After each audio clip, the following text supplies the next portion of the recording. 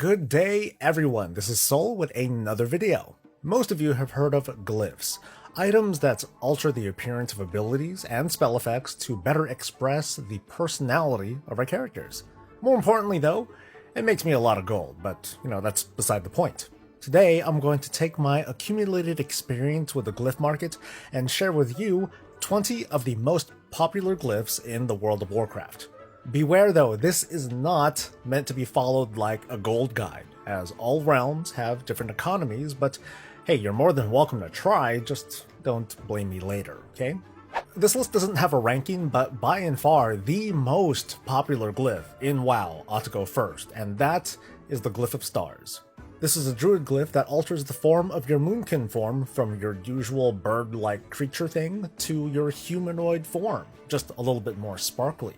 And I think I get it, not everyone is fond of looking like a chicken, whether you're one of the OG races or one of the new and snazzy allied races with very different looking forms.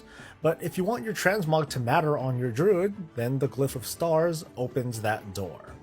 The next glyph is for paladins. It's called Fire from the Heavens. This causes judgment crits to call down fire, specifically a holy fire, down from the sky. It's a nice bit of additive flavor. It's like the exclamation point for that big ol' nasty crit you just dumped on your opponent's face. The Glyph of Wing Vengeance says that it gives your paladin 4 wings when using Avenging Wrath, but that's a little bit deceptive, because you see paladins got an update to their Avenging Wrath, so this glyph makes their wings look more like butterfly wings. People are still buying it though, so thanks.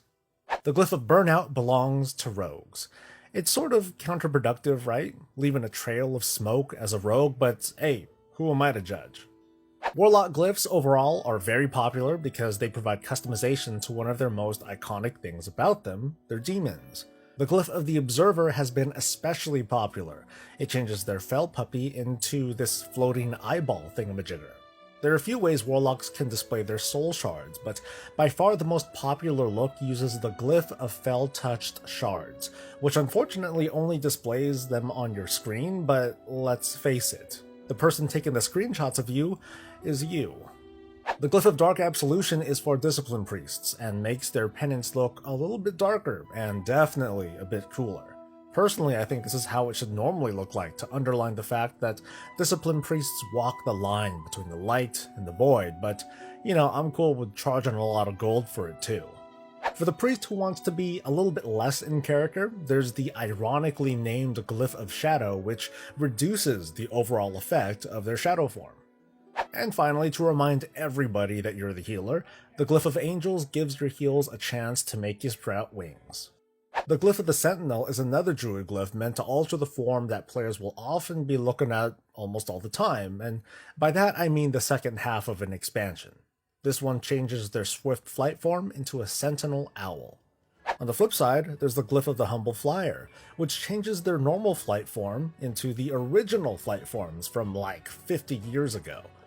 There's also the Glyph of the Cheetah, which changes their travel form into that of a cheetah, as opposed to their normal racial form, or the Doe, which is a less popular druid glyph.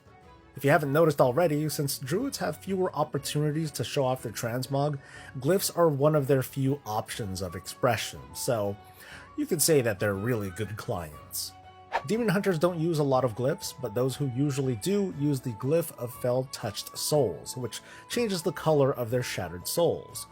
As a warning though, don't confuse this with the Warlock's Glyph of Fell-Touched Shards. I can tell, whenever I look at my mailbox and see these two glyphs next to each other, that means somebody messed up. Mages have access to numerous glyphs, especially ones that alter the appearance of their water elemental. However, most frost mages run Lonely Winter these days, so instead their more popular glyph includes the Glyph of Lavish Servings, an update to the tried and true mage table. Shaman have two glyphs that they commonly sport to give their Ghost Wolf ability a little bit more flavor. The Glyph of Spectral Wolf gives them an updated look, while the Glyph of Spectral Raptor is clearly superior because, dude, dinosaur.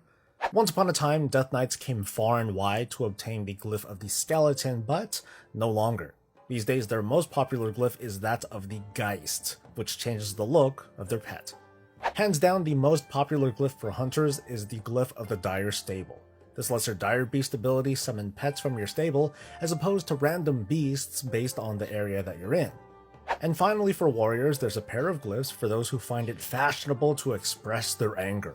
Their Glyph of Blazing Trail makes their charge ability leave a trail of fire, while the Glyph of Burning Anger, well, it lights them on fire when they're enraged.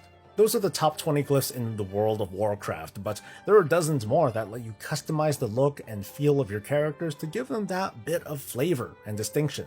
I hope you enjoyed this little feature, and if so, please leave a like on this video and subscribe for more of this and all things Warcraft. We'll see you next time. Until then, stay safe, stay healthy, and stay breezy.